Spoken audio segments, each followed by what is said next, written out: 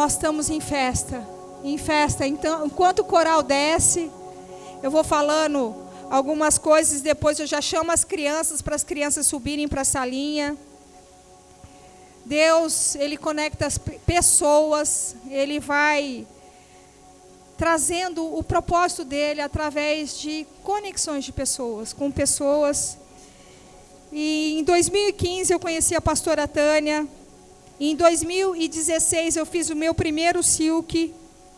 E em 2019 eu comecei já a me preparar para ser conselheira.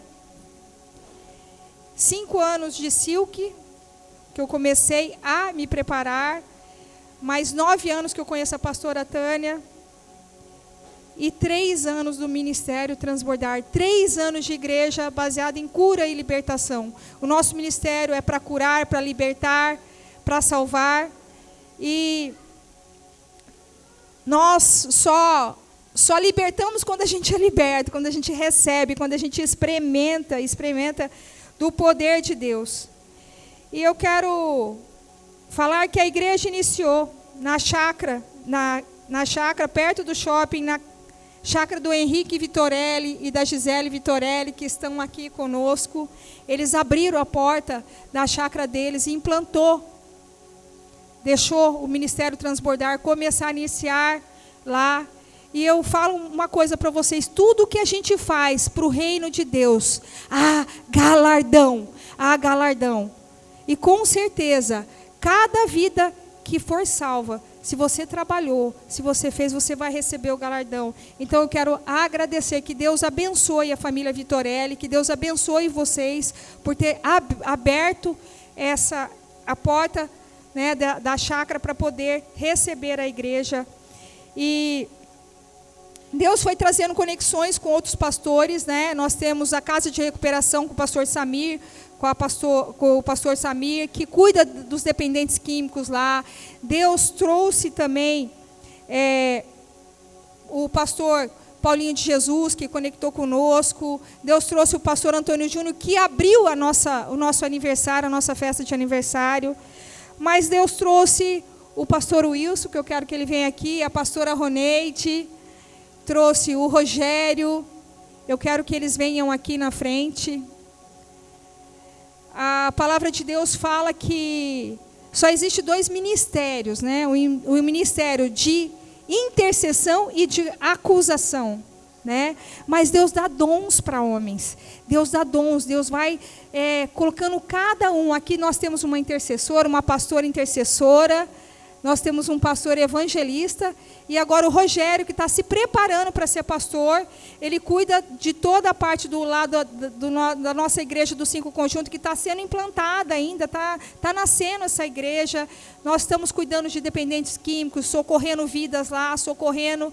Então, esse ministério, que há 3 anos está aqui em Londrina, ele foi feito no coração de Deus. Mãos e corações, como a pastora Tânia fala, né? E a igreja começou a se multiplicar, e hoje nós estamos aqui no nosso novo templo, né? Nós temos culto toda quinta e todo domingo. Às quintas-feiras, na última quinta-feira é a vigília. Nós temos intercessão para as mulheres, todas 10h30 da manhã, na segunda-feira, a intercessão para mulheres. E nós temos também o Café Transbordar. O Café Transbordar nasceu, que é um estudo teológico gratuito. Você que está aqui, nos procure, faça a sua inscrição. É tudo baseado nos ensinamentos que a gente aprendeu através das revelações que Deus tem dado para a pastora Tânia Tereza. A Bíblia fala que o homem de bem toma nos braços os filhos, e até os filhos dos filhos são netos. Isso é uma alegria. E nós, eu e pastor Otto, já temos bisnetos, 3 bisnetos. Então já temos a alegria de tomar nos braços os filhos dos filhos dos filhos dos filhos, não é? E eu vejo esse ministério como uma mãe vê um filho. Eu vejo assim.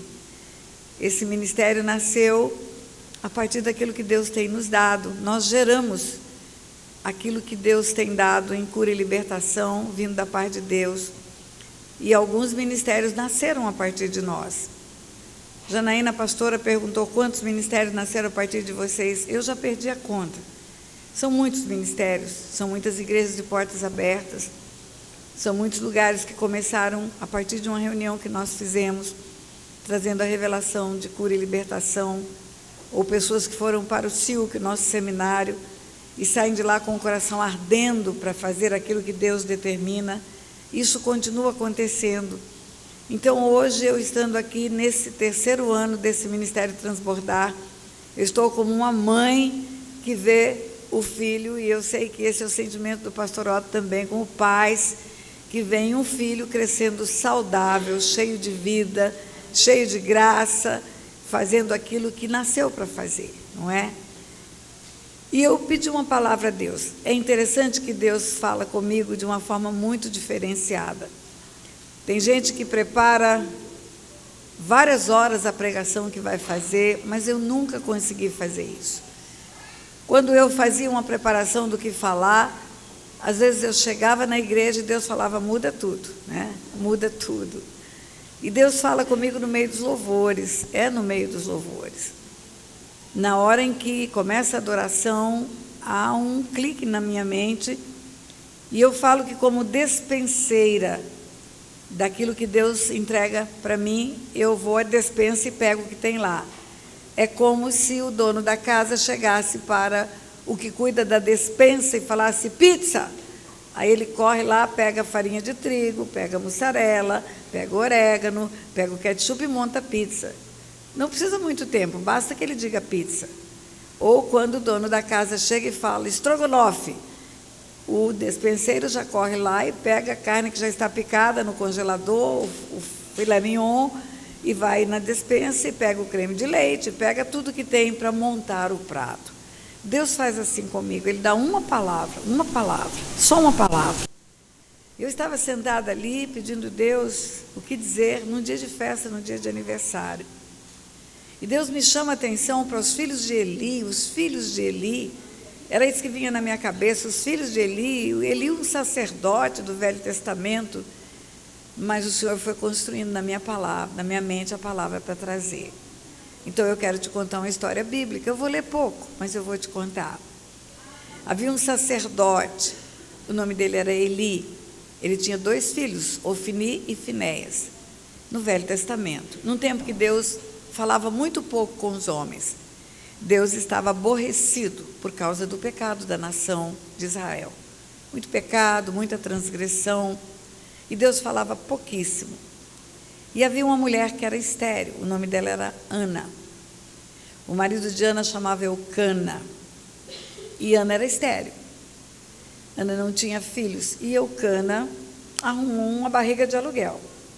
Eucana arrumou uma outra mulher, e a outra mulher chamava Penina, e moravam na mesma casa, Ana, Penina, Eucana e os filhos de Penina, que eram muitos. Eu acredito que eram pelo menos 10, porque aquele povo, naquela cultura, tem muitos filhos. E Ana vivia extremamente infeliz por causa disso. Ana, para mim, é um modelo de depressão na Bíblia. Quando eu quero curar alguém de depressão, eu falo de Ana, eu falo de José, eu falo de Elias. São pessoas de Deus que viveram momentos difíceis e entraram em processo de depressão. E ano após ano, Ana ia para a tenda da congregação para adorar o Senhor, uma vez por ano, só uma vez por ano. A história está em 1 Samuel. E era um momento especial, porque uma vez por ano é como um dia de aniversário, é um dia de festa, você se prepara toda para aquele dia, mas era dia de sofrimento para Ana, porque ela entrava na tenda da congregação sozinha, estéril, sem filhos, e a rival ia junto. E a rival entrava com todos os filhos e filhas que tinha. E a Bíblia ensina que no dia da oferta para o Senhor, na tenda da congregação, uma vez por ano, tinha festa, tinha comida, tinha bebida, depois da cerimônia para o Senhor. E na hora da comida, Ana não comia, Ana chorava. O marido de Ana falava para ela, por que choras? Por que estás tão triste? Eu não te sou melhor do que 10 filhos, por isso que eu creio que Penina tinha 10 filhos. Então eu digo que Ana não tinha só o problema da esterilidade, de ter uma rival dentro de casa. Ana tinha também um marido banana, um marido que não tinha compreensão do sofrimento dela. Porque choras, porque estás tão triste? Eu não sou melhor do que 10 filhos? É como se o marido chegasse para a mulher e dissesse: por que você está chateada? Eu tenho um amante, eu tenho outras, eu vivo uma vida de perversão, mas você tem carro, você tem cartão de crédito, você tem uma casa bonita, por que você está triste? Né? Era mais ou menos assim a argumentação de Eucana com Ana, não via o coração dela. E Ana viveu assim anos e anos e anos. Uma mulher, para ter 10 filhos, pelo menos 20 anos. 9 meses de gravidez, amamenta, não engravida durante a amamentação. Então, vamos dizer, 20 anos Ana sofreu esse esquema. E um dia, Ana procedeu diferente. Ao invés dela ficar chorando pelos cantos, dentro da tenda da congregação, ela foi ao altar. Ela foi ao altar e ela foi pedir a Deus um filho. E ela balbuciou uma oração.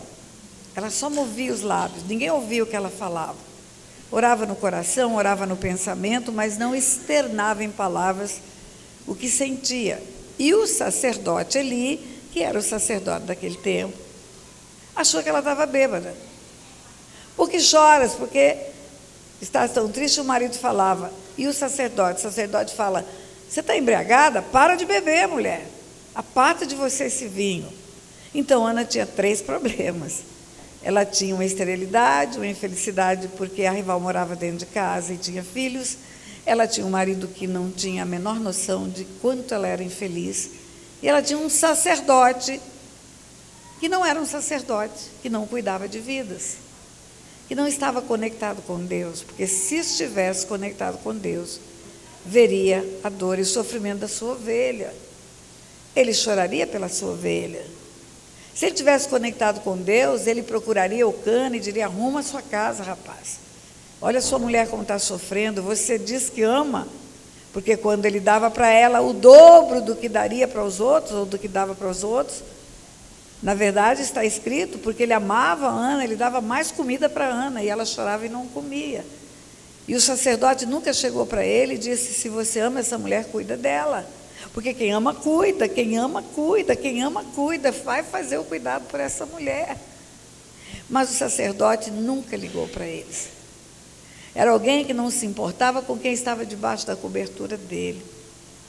O sacerdote viu o choro de Ana há 20 anos. Nunca chamou Ana para perguntar: por que você chora? Nunca chamou Ana para perguntar o que se passa no seu coração. Quer ajuda? Quer uma oração? Nunca, nunca, nunca. E o dia que ela vai ao altar pedir um filho, ele ainda acha que ela está bêbada. Resposta de Ana para o sacerdote: não, Senhor meu, eu não bebo vinho nem bebida forte, eu sou mulher atribulada de espírito. Ela fala: eu tenho alma amargurada, e pelo excesso da minha aflição é que eu tenho chorado até agora. Alma atribulada, excesso de aflição, espírito angustiado, tudo isso com uma pessoa debaixo da cobertura dele, e ele nunca viu, ele nunca percebeu. E ela fala: é porque eu quero um filho, por isso que eu estou aqui. Eu quero um filho. E eu estou orando e pedindo esse filho ao Senhor. O sacerdote não fez nada, nem orou por ela, ele só concordou com o coração dela, porque no mundo espiritual, o princípio da concordância é extremamente importante. No mundo espiritual, quando 2 concordam na terra, leva para o céu. Está escrito na palavra. Se houver concordância na terra, chegará no mundo espiritual. E a única coisa que o sacerdote fez foi concordar. Ele disse que o Senhor te conceda a petição que fizeste, só isso. E na história, a Bíblia fala que quando Ana virou para voltar para o seu lugar naquele dia, na tenda da congregação, o seu semblante não era mais triste e ela comeu. Interessante que tudo estava igual naquele lugar. Penina estava lá com os 10 filhos, o Eucana estava lá indiferente, mas algo mudou dentro dela. Ela recebeu dentro de si uma certeza de que a sua fé moveu o coração de Deus. E o que é fé? Fé, na Bíblia diz que é a certeza das coisas que se esperam. a convicção daquilo que não se vê. Eu tenho uma definição pessoal de fé, além da definição bíblica, é claro. Para mim, fé é crer que Deus é quem Ele diz que é e que Ele fará o que Ele disse que fará. Então, eu creio que Deus falou no coração de Ana naquela hora, você vai ter o filho. E por isso ela ficou alegre, mudou o semblante dela. Ana foi curada instantaneamente do corpo, da alma e do espírito. Do corpo, a esterilidade, da alma, a tristeza profunda. E o espírito angustiado foi embora, atribulado foi embora. E a Bíblia conta que Ana chegou em casa, deitou-se com seu marido e ganhou um bebê no ventre. Deus deu o filho no ventre. Você sabe que homem e mulher não fazem filhos. Eles não podem fazer espírito e alma. Os nossos filhos são espíritos que têm uma alma e que estão dentro de uma casca, que é o corpo, que é a única coisa que o homem e mulher dão. O espermatozoide do homem, o óvulo da mulher, são gametas, são células de vida. E quando juntam, começa a vida dentro do corpo de uma pessoa. É só a casca, é só o pacote. A Bíblia fala que quando o homem morre, o corpo volta para o pó. E o espírito volta para Deus que o deu. Então, o corpo vai virar pó. O que você está vendo aqui na sua frente, 76 anos, vai virar casca, pó. Eu vou descascar e vai virar pó. Mas o que tem aqui dentro é eterno. É eterno. Meu espírito é eterno. Eu tenho um espírito que foi feito por Deus para conectar-se com Pai, Filho, Espírito Santo e os anjos de luz. E eu tenho uma alma que faz escolhas, se eu quero conectar com o Pai, Filho, Espírito Santo e os anjos de luz, mas essa alma pode fazer escolhas erradas. Pode escolher conectar-se com trevas. Por isso que a Bíblia fala, a alma que pecar, essa morrerá. Pode fazer com que por equívoco eu faça conexão com coisas que Deus não quer que eu faça. E vai determinar a minha vida eterna. A minha alma, pelas escolhas, vai determinar a vida eterna. Na minha alma estão as minhas emoções, o meu intelecto e as minhas decisões. Tudo que eu estudei para me tornar uma juíza federal, fazer um concurso, passar no primeiro concurso, está guardado na alma, numa caixinha invisível, tão invisível quanto o espírito. A alma é invisível, é sobrenatural.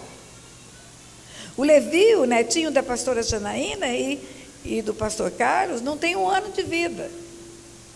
Se você conseguisse tirar uma célulazinha do cérebro dele para botar no microscópio e fazer uma análise profunda de conteúdo, não ia ver nada dentro dessa célula. A célula só neurônios, células cerebrais. E se você tirasse do meu cérebro a mesma coisa, uma partícula dele, colocasse no meu microscópio, também não ia ver nada. Mas como nada? E os 76 anos que eu tenho acumulado de memórias, de estudo, de sentimentos, onde é que está? No mundo espiritual, sobrenatural. A alma é tão sobrenatural quanto o espírito. É invisível, mas é real. Então, um filho não é feitura de homens. Um filho é feitura de Deus. Ele é pai dos espíritos. O homem é pai da carne. E Deus é pai dos espíritos. E os espíritos são eternos. Está escrito na Bíblia, a carta aos Hebreus, que ele é pai dos espíritos. E Deus deu o filho para Ana.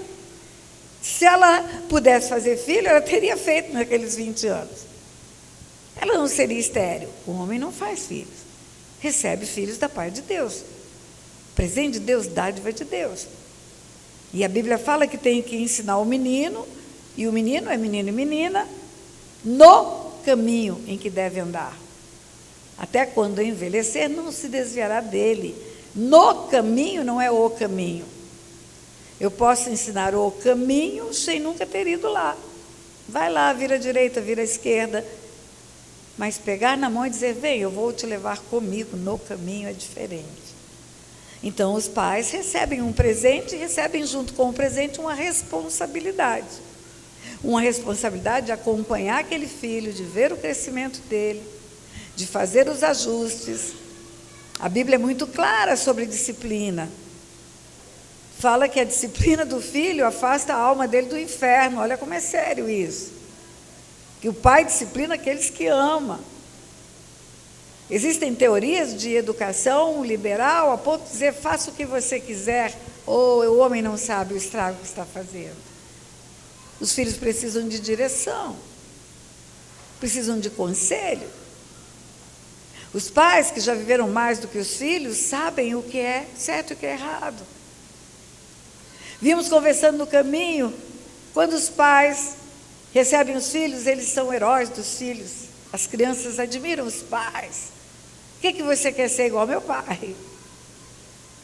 Depois vira adolescente, aí vai achando que não precisa mais dos pais, quer ficar mais tempo sozinho, aproximação reduzida da família.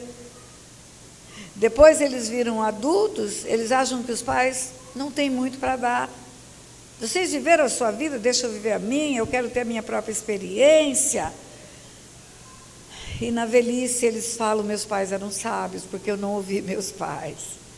É sempre assim. Quando você atende pessoas, você vai vendo o quanto isso é real. Mas volta para a história. Ana concebeu. Deus deu um filho para Ana. E ela tinha dito ao Senhor, no dia que ela foi orar no templo, no dia que ela foi chorar diante do altar, que se Deus desse um filho para ela, ela entregaria esse filho para o Senhor. Ela daria para o Senhor. E Ana tem a gravidez, e Ana tem o parto, e de ano em ano, aquela família ia para Siló, que era a cidade onde faziam adoração. E no ano seguinte, se Ana engravidou, depois da festa, na próxima festa, ela tem um bebê de 3 meses, porque uma gravidez dura 9 meses. E ela tinha um bebê de 3 meses, amamentando ainda. E Eli convida ela, vamos? Eu acho que Eli pensou, ela vai ficar doida para ir, porque agora ela tem um filho para mostrar. Porque ano após ano ela não tinha filho, ela era estéril. A outra tem filho, ou está grávida ou está de bebê no colo, ou está grávida ou está de bebê no colo, porque para ter 10 filhos em 20 anos é assim. Agora ela tem um filho, ela vai querer mostrar esse filho. Mas Ana fala, não, eu não vou. Eu vou esperar terminar o tempo da amamentação. E eu vou entregar esse filho quando eu for na próxima vez. Interessante a resposta de Eli, do Eucana para ela, do marido. Ele falou, faz como bem te parecer. Ou seja, você decide. Como assim? Eu vou deixar o meu filho?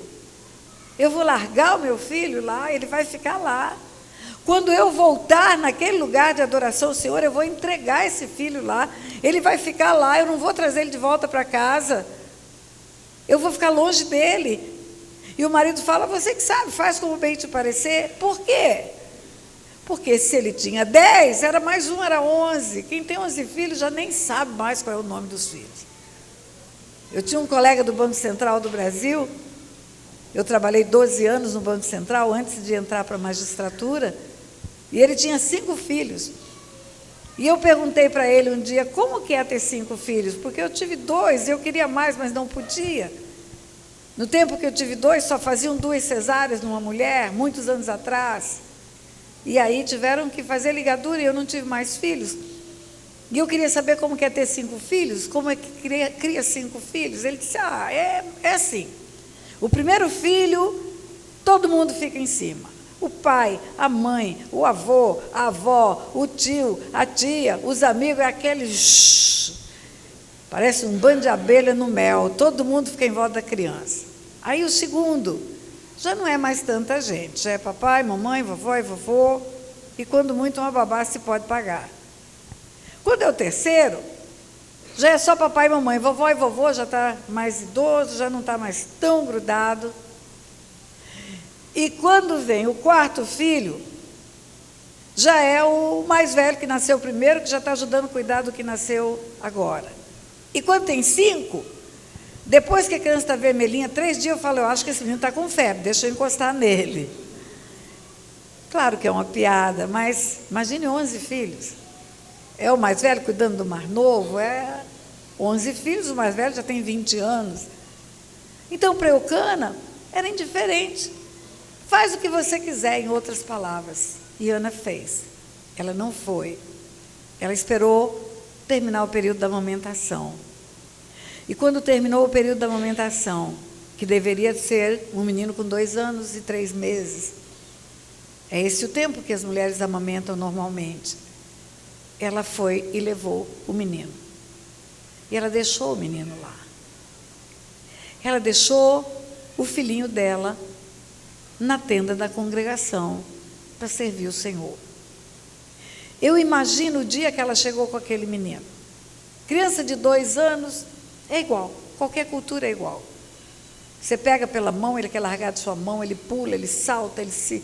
Agora mesmo no hotel lá que estamos, o menino saiu correndo pelo corredor para chegar no elevador antes dos pais. Se tivesse aberto a porta do elevador, ele teria entrado. O menino é assim. Criança é assim.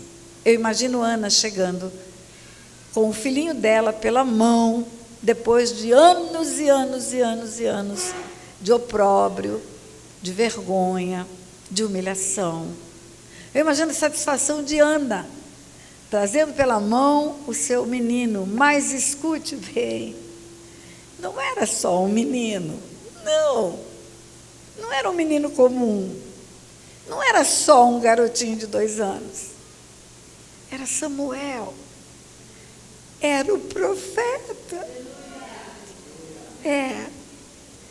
Deus deu a Ana um profeta, Deus deu a Ana um bebê, que quando cresceu fez diferença na nação de Israel, o grande profeta Samuel. E ficou lá com o sacerdote. O sacerdote chamava Eli, lembra? Tinha 2 filhos, lembra? Ofni e Finéias. E o menino ficou lá. E a Bíblia fala que Deus começou a falar pela boca daquele menino. Deus não falava há anos, raramente. Por quê? Porque Deus não fala através de vasos que não estão em compatibilidade com Ele. Deus não fala através de pessoas que não estão linkadas com Ele. As pessoas até falam e falam e falam, porque é fácil você ler a Bíblia como um livro comum, como um livro qualquer, mas sem revelação. As pessoas leem e pregam textos, sim. Se eu pegar a minha Bíblia e entregar na mão de um animador de auditório e falar, me fale sobre esse texto, ele vai falar bonito. Um advogado, quantos advogados renomados tiveram à minha frente como juíza? E você fala, estuda esse texto e fala sobre esse texto, ele vai falar bonito, vai fazer laudas e laudas e laudas vai para a história, vai fazer pesquisa do Google. Mas não é Deus que está falando. Não é. Não tem revelação. Não tem o rema. Só tem o logos. Só tem a letra morta. Qualquer um pode escrever qualquer livro. Eu já escrevi 20 livros. Deus não falava há muito tempo. E Deus começa a falar pela boca de Samuel. E ele tinha 2 filhos, Ofni e Finéias. E esses filhos faziam tudo errado. O menino Samuel crescia em santidade. Era um garoto. E os 2 homens, filhos de Eli, faziam tudo errado na tenda da congregação. Se envolviam com mulheres, não respeitavam os ritos sacerdotais que Deus tinha determinado. Eli até dava uma exortação para os filhos. A Bíblia fala assim, ele dizia, Eli repreende os seus filhos, está em 1 Samuel capítulo 2, a partir do versículo 22. Era, porém, Eli muito velho, muito velho. Vamos ler o anterior. Samuel ministrando na casa do Senhor, versículo 14. Samuel ministrava perante o Senhor, sendo ainda menino, vestido de uma estola sacerdotal, era o símbolo do sacerdócio, sacerdotal de linho. Sua mãe lhe trazia túnica de ano em ano, porque o menino cresce, o que vestiu ano passado não serve mais esse ano. Olha como ele era criança. E Versículo 21, abençoou, pois, o Senhor a Ana, e ela concebeu e teve 3 filhos e 2 filhas. E o jovem Samuel crescia diante do Senhor. Ela teve outros filhos. Deus abençoou Ana. Ela não ficou sozinha, ela deu aquele para o Senhor, mas ela recebeu mais 5. Versículo 23. Era, porém, Eli muito velho, e ouvia tudo que os seus filhos faziam a todo Israel, e de como se deitavam com as mulheres que serviam na porta da tenda da congregação. E disse-lhes: por que fazeis tais coisas? Ele está brigando com os filhos. Por que fazeis tais coisas? Pois de todo este povo ouço constantemente falar o vosso mau procedimento. Vocês estão fazendo errado. Não, filhos meus, porque não é boa a fama que eu ouço do que estás fazendo transgredir o povo do Senhor. Pecando o homem contra o próximo, Deus lhe será árbitro. Pecando, porém, contra o Senhor, quem intercederá por ele? Entretanto, não ouviram a voz do Pai. Mas o jovem Samuel crescia em estatura e em favor do Senhor, diante do Senhor e diante dos homens. Então, Eli tinha 2 filhos adultos que faziam tudo errado. E que Eli chegava e dizia para eles: eu estou escutando que vocês estão fazendo tudo errado. Está tendo notícia no meio do povo. Certamente velho, não saía muito de casa. Mas o povo sabia que os filhos dele estavam fazendo. E os filhos faziam dentro da tenda da congregação. Dentro do templo. Dormiam com as mulheres dentro do templo. O jovem Samuel era um adolescente ainda, eu acho que nem adolescente era, porque quando ele foi, ele era muito menino, e o Senhor falava com ele. E um dia Deus chega para Eli e resolve acabar com tudo aquilo. Deus diz para Eli que vai matá-lo, que vai matar os filhos dele, porque ele não fez o que deveria fazer. Mas como não fez? Ele não repreendia os filhos dele? Pois é, ele não repreendia. Ele só dizia: não é certo o que vocês fazem. O que ele tinha que fazer? Ele tinha que dizer: vocês estão destituídos do papel sacerdotal. Vocês não vão mais ministrar como sacerdotes na tenda da congregação. Vocês não são dignos de estar fazendo os sacrifícios para o Senhor. Vocês não vão mais estarem na frente do povo, ministrando com a estola sacerdotal, porque vocês estão desonrando o nome do Senhor. Eli foi complacente com o pecado dos filhos. Eli foi alguém que contemporizou com o pecado dos filhos. Mas ele não falou o que deveria falar, era terminar, acabar com aquilo. Ele, como sumo sacerdote, tinha autoridade para aquilo. Ele tinha autoridade para destituir os filhos daquela função sacerdotal. Mas vamos manter do jeito que está. Vai ser muito ruim tirar 2 sacerdotes. Vai ser muito ruim para o povo tirar esses homens que estão ministrando na tenda da congregação. Vai ser muito ruim para o povo, para que eles saiam e o povo pode achar escândalo. Vai ser inevitável o escândalo, porque eu vou ter que avisar o povo que meus filhos estão saindo, porque estão fazendo tudo errado dentro da igreja.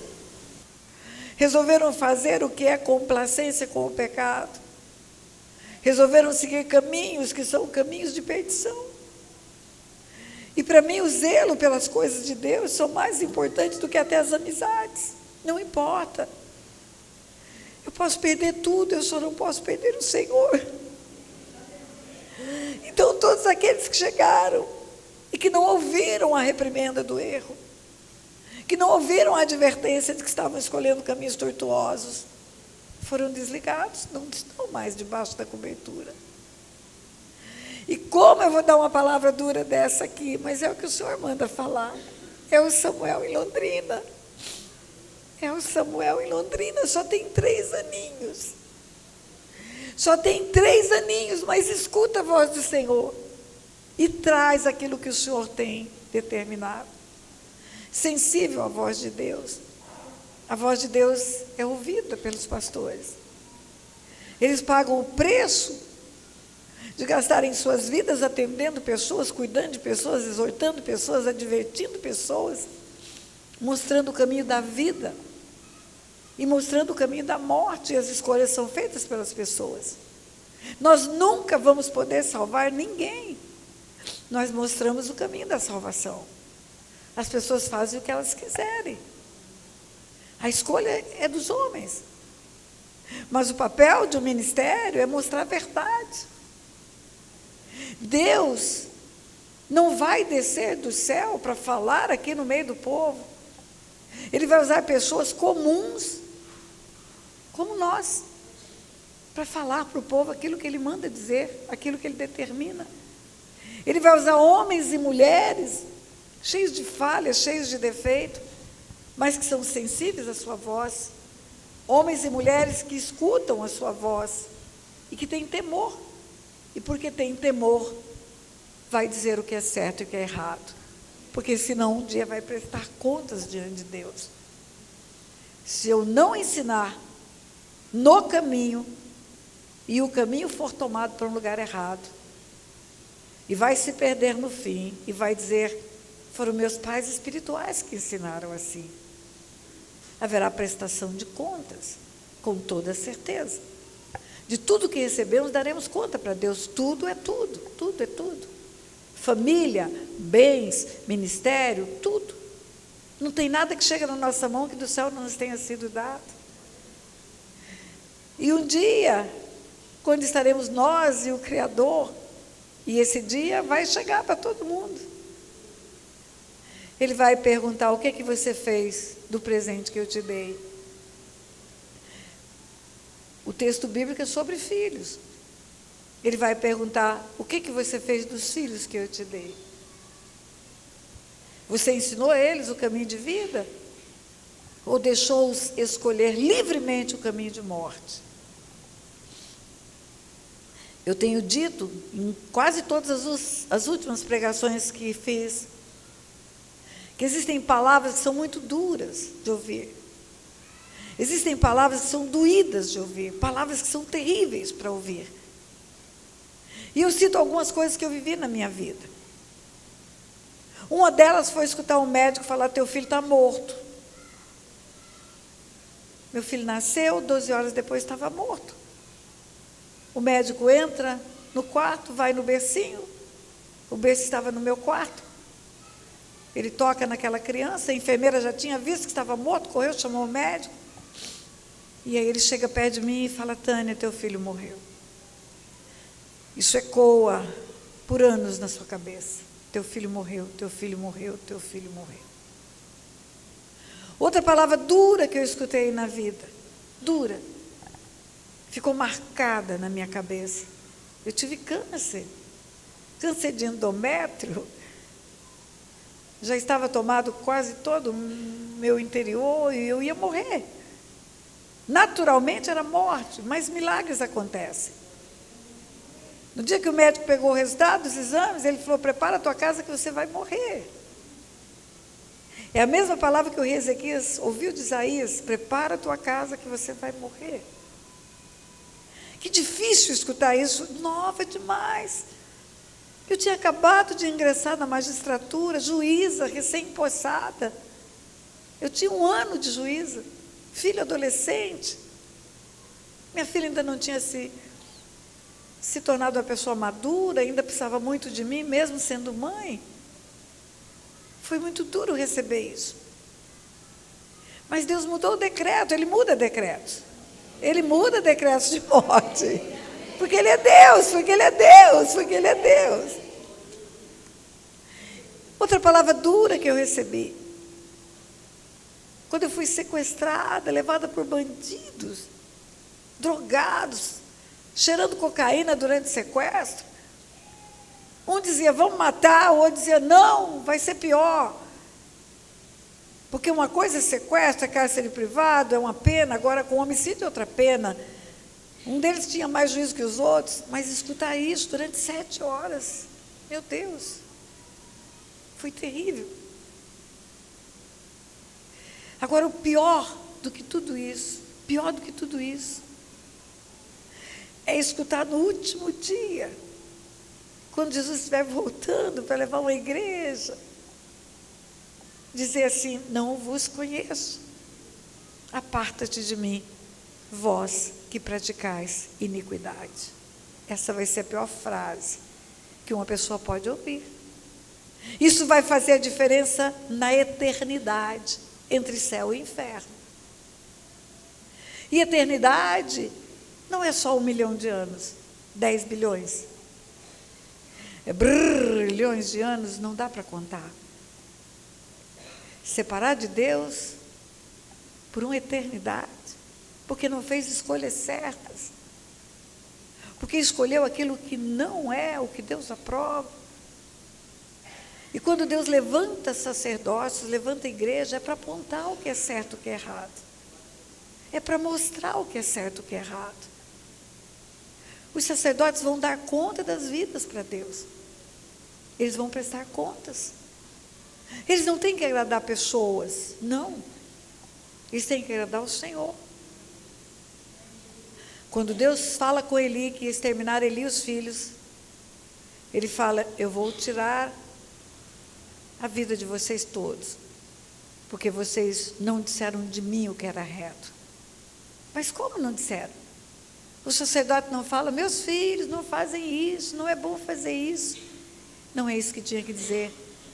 Meus filhos, vocês estão desagradando Deus Todo-Poderoso. E entre agradar a Deus e agradar vocês, eu vou ficar com Deus. Porque eu posso perder tudo, só não posso perder o Deus que eu sirvo. E eu quero terminar essa palavra agradecendo a Deus por ver o alinhamento desse ministério. Por ver quanto Janaína, a pastora Janaína, seu esposo junto com ela, dando suporte para ela, e esse grupo ministerial que está com ela, porque ninguém faz nada sozinho, ninguém faz nada sozinho. O quanto vocês têm encaminhado em direção a levar vidas para a eternidade com Deus. O quanto isso me alegra. Eu estou vendo um filho de 3 anos ouvindo a voz de Deus. E se Deus me permitir viver, eu voltarei quando fizer 30 anos.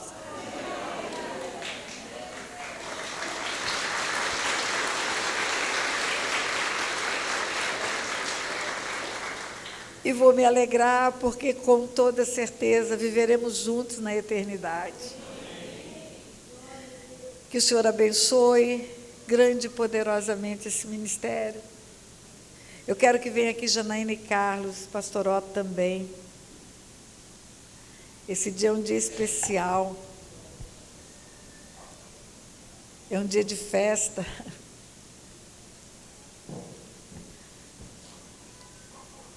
Pastor Otto, fica por trás deles, eles na frente.